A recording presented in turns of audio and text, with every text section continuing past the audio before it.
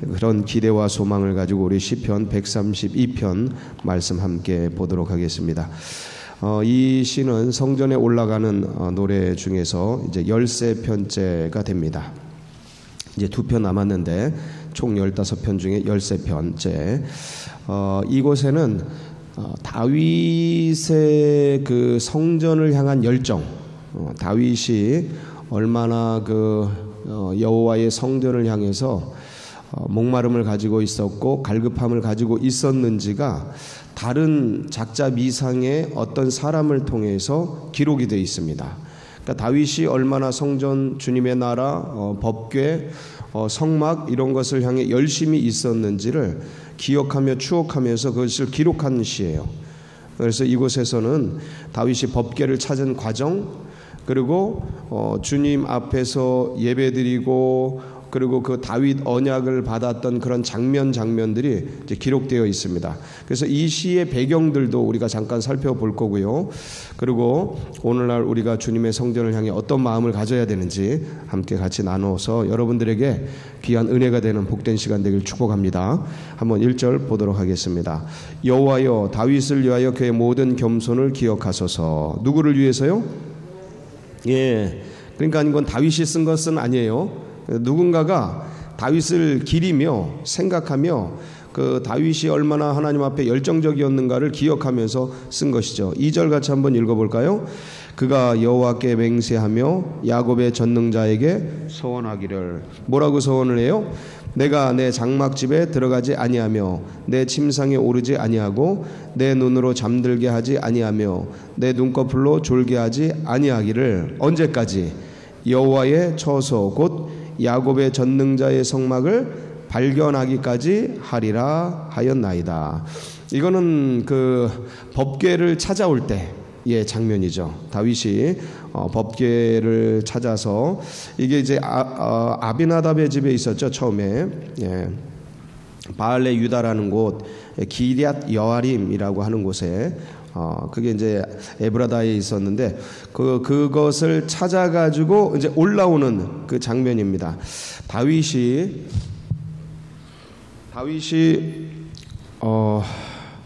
사무엘하 5장하고 6장에 보면 30살 때 이제 왕이 됩니다. 30살 때 왕이 되고 그 왕이 되고 나서 헤브론에서 7년 6개월을 섬기고 나머지 33년을 예루살렘에서 있게 되는데 그때 예루살렘에 올라와서 했던 일이 있습니다. 첫 번째가 뭐냐면 여부스 사람들이 가지고 있었던 시온산성을 빼앗는 것입니다. 시온산성을 빼앗고 두 번째가 뭐냐면 법궤를 이전하는 거예요.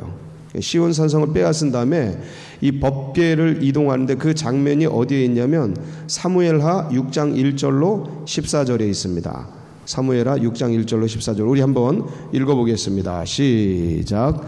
다윗이 이스라엘에서 뽑은 무리 3만 명을 다시 모으고 다윗이 일어나 자기와 함께 있는 모든 사람과 더불어 바알레 유다로 가서 거기서 하나님의 궤를 메어 오려 하니 그 궤는 그룹들 사이에 좌정하신 만군의 여호와의 이름으로 들리는 것이라. 그들이 하나님의 궤를 새 수레에 싣고 산에 있는 아비나답의 집에서 나오는데 아비나답의 아들 우사와 아효가 그 새 수레를 모으니 그들이 산에 있는 아비나답의 집에서 하나님의 궤를 싣고 나올 때에 아효는 궤 앞에 가고 다윗과 이스라엘 온 족속은 잣나무로 만든 여러 가지 악기와 수금과 비파와 소고와 앙금과 제금으로 여호와 앞에서 연주하더라. 그들이 나곤의 타작마당에 이르러서는 소들이 띠므로 우사가 손을 들어 하나님의 궤를 붙들었더니 여호와 하나님이 우사가 잘못함으로 말미암아 진노하사 그를 그곳에서 치시니 그가 거기 하나님의 궤 곁에서 죽으니라. 여호와께서 우사를 치심으로 다윗이 분하여 그곳을 베레스 우사라 부르니 그 이름이 오늘까지 이르니라. 다윗이 그날에 여호와를 두려워하여 이르되 여호와의 궤가 어찌 내게로 오리요 하고 다윗이 여호와를 궤를 옮겨 다윗성 자기에게로 메어 가기를 즐거하지 아니하고 가드 사람 오베데돔의 집으로 메어 간지라. 여호와의 궤가 가드 사람 오베데돔의 집에 석 달을 있었는데 여호와께서 오베데돔의 그의 온 집에 복을 주시니라. 어떤 사람이 다윗 왕에게 이르되 여호와께서 하나님의 궤로 말미암아 오베데돔의 집과 그의 모든 소유에 복을 주셨다 한지라. 다윗이 가서 하나님의 궤를 기쁨으로 메고 오베데돔의 집에서 다윗성으로 올라갈새 여호와의 궤를 맨 사람들이 6걸음을 가매 다윗이 소와 살진 송아지로 제사를 드리고 다윗이 여호와 앞에서 힘을 다하여 춤을 추는데 그때 다윗이 배 에봇을 입었더라. 아멘. 이렇게 해서 그 기럇 여아림 아비나답의 집에 있었던 그 법궤를 이제 가지고 올라오다가 오벳에돔 쪽에 이제 다시 옮겨지게 되죠. 그래서 석 달 뒤에 다시 옮겨오게 되는데 그때 이제 다윗이 그 법궤 앞에서 춤을 추면서 얼마나 좋아했는지 그 장면들이 저렇게 성경에 자세하게 기록이 되어 있습니다. 그 옷이 벗겨질 정도로 이제 아주 아주 너무 즐거워가지고 왕인데 어린 아이처럼 이렇게 행복하게 이렇게 춤을 췄던 명장면이죠. 제가 저걸 가지고 시를 썼던 기억이 있는데 너무 그 행복해하는 다윗이 저도 저렇게 됐으면 좋겠다 그런 마음을 가지고 시를 썼던 기억이 있는데 너무너무 아름다운 장면, 모든 예배자들이 저런 걸 사모하는 그런 명장면이 그때 이제 연출이 되었죠. 그렇게 해가지고 이제 법궤를 시온산성에 안치하게 됩니다. 안치하게 되는데 그래서 이제 찾게 되고 7절에 보면 오늘 이제 시편 132편 7절에 보면 우리가 그의 계신 곳으로 들어가서 그의 발등상 앞에서 엎드려 예배하리로다. 그래서 안치해 놓고 이제 예배하게 되는데 그러고 나서 이 다윗이 어떤 생각을 하게 되냐면 이 성막이 좀 텐트 안에 있는 게 천막 안에 있는 게 되게 이렇게 너무 왜소해 보이고 너무 죄송스럽고 막 그런 생각을 하게 됩니다.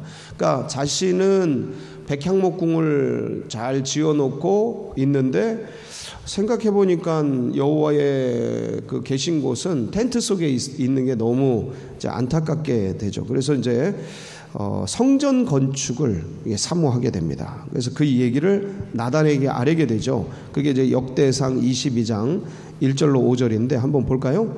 1절로 5절. 예, 시작. 다윗이 이르되 여기가 아니군요. 죄송합니다.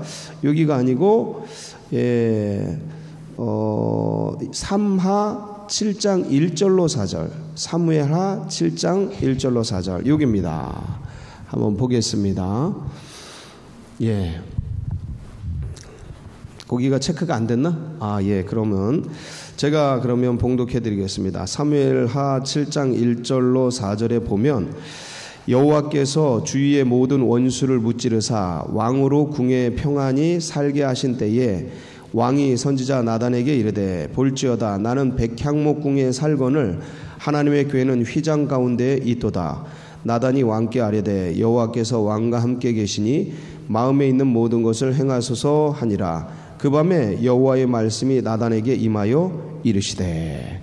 그러니까 이제 다윗이 자신은 좋은 궁전에 있는데 여호와의 법궤는 휘장 가운데 텐트 속에 있으니 이 텐트를 성전 건축을 하고 싶다 하고 이제 나단에게 마음을 전한 거예요.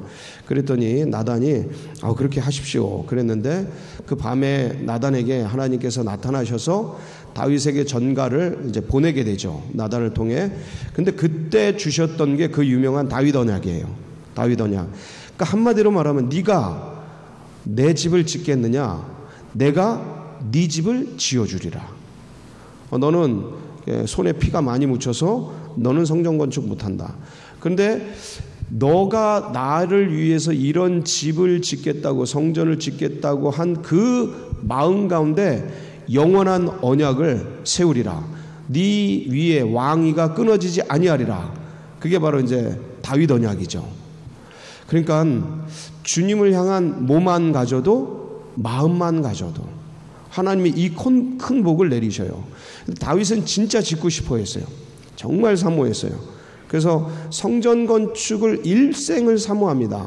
근데 못 짓게 되죠. 그렇지만 끝까지 준비를 해요. 끝까지. 예, 그 성전 건축 희망하고 준비하는 모습이 역대상 22장 1절로 5절에 있는데 한번 보겠습니다. 시작.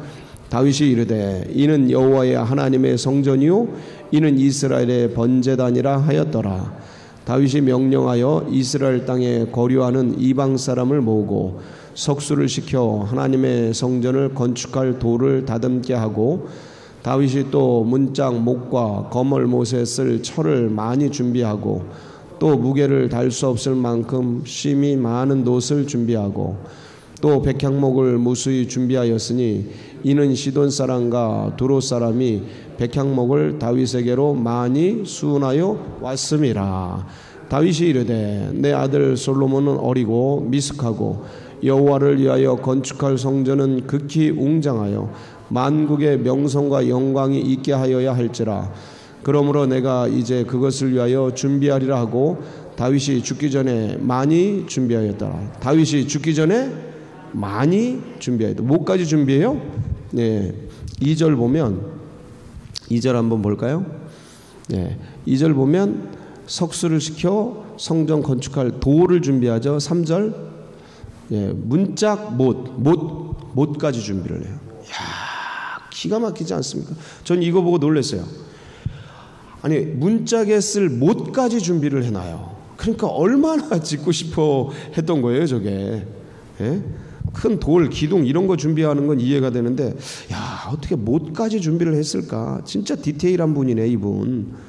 예? 그래서 하나하나 준비를 하면서 이렇게 예비를 하게 됩니다. 그러니까 이제 하나님께서 뭘 주셨냐면 하나님께서 다윗에게 다윗 언약을 부으셨는데 그게 이제 오늘 시편 132편의 11절 말씀이에요. 한번 볼까요? 11절 시작. 여호와께서 다윗에게 성실히 맹세하셨으니 변하지 아니하실지라. 이르시기를 내 몸의 소생을 내 왕위에 둘지라. 이게 뭐냐면 내 왕위가 영원히 끊어지지 아니하리라 라는 말씀이에요. 근데 이루어지죠. 거기서 누가 나요? 예수 그리스도께서 나시잖아요. 영원한 왕, 이세의 아들 속에서 다윗의 후손 속에서. 그래서 메시아의 별칭이 뭐냐면 다윗의 자손이에요. 다윗의 자손 예수요.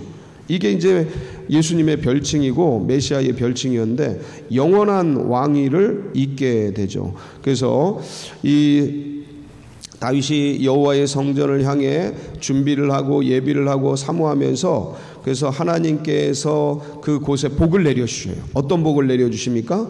15절, 14절, 15절 한번 볼까요? 이는 내가 영원히 쉴 곳이라. 내가 여기 거주할 것은 이를 원하였음이로다. 15절 같이 읽습니다. 시작. 내가 이 성의 식료품에 풍성히 복을 주고 떡으로 그 빈민을 만족하게 하리로다. 아멘. 그러니까 하나님이 계신 곳에, 하나님의 마음이 계신 곳에 영의 복뿐만 아니라 육의 복, 하늘의 복뿐만 아니라 땅의 복, 예, 보이지 않는 복뿐만 아니라 이 물질의 복까지 하나님이 기름 부어 주신다라는 거예요. 그래서 다윗이 왜 그렇게 복을 받았냐? 하나님을 그렇게 사모하고 하나님의 전을 그렇게 사모하니까 거기에 기름을 부어 주신 거예요. 은혜를 부어 주신 거예요. 이분이 영적인 복만 누린 게 아니고 성경만 기록한 복을 누린 게 아니고요. 물질적인 복도 그렇게 많이 받았죠. 예, 수많은 사람들이 따르고 그리고 부와 명예와 권세, 장수까지 누린 사람이 이 당시에 70세를 살아요. 이 당시에 굉장히 오래 산 겁니다. 장수까지 누린 사람이 다윗이에요. 그 수많은 그 전쟁터에서 살아남을 뿐만 아니라 그런 은혜를 누렸으니 얼마나 큰 복이에요. 그러니까 다윗의 심정이 늘 어디에 가 있었냐? 어디에 가 있었어요? 주님께로 가 있었어요. 하나님께로 가 있었어요. 그 하나님이 계신 곳이 어디예요? 그 당시에는 성막이었다니까. 성막. 그 성막을 향해 늘 가 있는 거예요. 그래서 시편 23편 6절에 보면 뭐라고 되어 있습니까? 예, 같이 볼까요? 시작. 내 평생의 선하심과 인자하심이 반드시 나를 따르리니 내가 여호와의 집에 영원히 살리라. 어디예요? 여호와의 집에.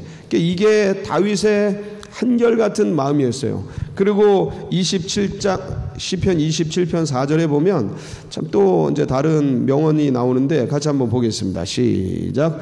내가 여호와께 바라는 한 가지 일 그것을 구하리니 곧 내가 내 평생에 여호와의 집에 살면서 여호와의 아름다움을 바라보며 그의 성전에서 사모하는 그것이라. 이게 누구 마음이에요? 다윗의 마음이에요. 다윗의 시거든요. 이게 시편 27편이. 그러니까 늘 성전을 향해 하나님의 그 계신 곳을 향해 이런 사모하는 마음을 가졌던 다윗에게 하나님이 다윗의 언약을 부어주신 거예요. 여러분, 이 코로나 사태가 있고 그래서 교회를 이제 많이 안 나오다 보면 어떤 면에서는 어떤 분들은 이게 두 가지로 나뉘어요. 어떤 분들은 교회를 향한 사모하는 마음, 가고 싶다. 그 공동체를 향한 마음, 막 이런 게 일어나는가 하면 또 어떤 부류는 이게 일상이 돼버려요. 일상이 돼버리고 이게 이제 또 그냥 교회 뭐 특별히 뭐 이렇게 또 생각이 들 수가 있어요. 근데 여러분, 하늘의 복을 받는 방법이 있어요. 그거는 뭐냐면 하나님을 사랑하는 거예요. 하나님을 사랑하는데 보이지 않잖아요. 그 보이지 않는 하나님이 몸으로 나타난 게 뭐냐면 교회예요. 그래서 뭐라고 불러요? 교회를 주님의 몸된 교회 이렇게 부르잖아요. 몸된, 그러니까 교회의 머리는 주님이시고 몸은 교회예요. 그러니까 몸과 머리를 어떻게 따로 분리할 수 있겠어요? 그래서 이 주님의 몸을 향해, 교회를 향해, 성전을 향한 열정을 가진 자들, 어차피 그렇습니다. 나뉘어질 건 나뉘어져요. 어차피 마지막 때가 되면 흐려질 건 흐려져요. 근데 놀랍게도 세상에 무릎 꿇지 않은, 세속에 무릎 꿇지 아니한, 바알에게 무릎 꿇지 아니한, 이 시대에 무릎 꿇지 아니한 하나님의 사람들은 그때 빛나는 별들처럼 일어나요. 오히려 세상이 어두워질수록 빛을 가진 사람들은 더 빛나게 돼 있어요. 그러니까 이런 때 갈라지는 거예요. 다른 말로 하면 이런 때 드러나는 거예요. 진짜 신앙인들이, 진짜 믿음의 백성들이. 저는 우리 서울제일교회 백성들이 진짜 주님을 향한 진정한 사랑과 은혜를 가지고 주님의 나라를 사모하고 주님을 사모하고 주님의 성전을 사모하면서 오늘도 힘차게 세상을 살아가는 복된 역사 있으시길 축복합니다. 같이 기도하시겠습니다. 여러분, 이 성전을 향한 사모하는 마음, 주님 나라를 향한 사모하는 마음, 우리만 가질 것이 아니고 다음 세대들, 새 가족들의 가슴속에 새겨지도록 위해서 기도해 주시고, 흔들리는 이 나라 민족 여러분, 아직 우리가 지금 편안하고 이제 생활 방역으로 들어가고, 오늘 열 체크 따로 안 했죠? 예, 생활 방역으로 들어가서 그렇습니다. 그래서 좀 그래도 여유가 조금 있어지고 그러는데, 이 폭풍 전야라고 생각하시면 돼요. 폭풍 전야, 진짜로 폭풍 전야. 그러니까 우리가 기도해야 될 게 뭐냐면 진짜 이 폭풍이 그냥 지나가도록. 폭풍 전야예요 지금.